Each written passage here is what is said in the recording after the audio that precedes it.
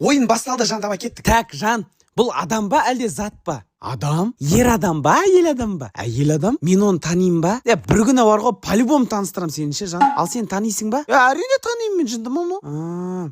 Ол саған бірден сатып алып бердің ба, жан? Ой, сен сұрама, мен айтпай қойын. Тамақ, сок, носки, труси бәрін алып беретін ғой маған.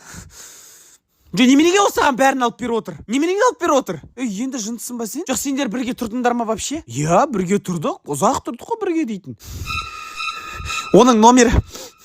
Оның номері бар ма әлі? Бар, я, кеше ғана сөйлескен бе? Сен не өлгің келіп отыр ма менен?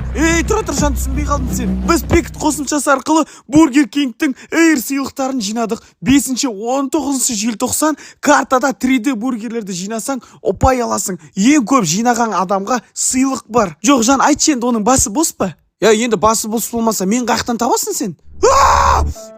Онда сонымен жүр бар емес па? Сонымен бақытты бол. Жоқ, сен айтшы маған, ол әдемі ба, мен әдемім ба? Шыным. Енді жан, шынымды айтсам, екеуің бір-біріңе ұқсайсыңдар бар ғой. Мен сені сол үшін алып отырмын ғой. Сол үшін ба? Айтшы онда сен, мені жақсы көресің ба, қаттырақ? Оны жақсы көресің ба?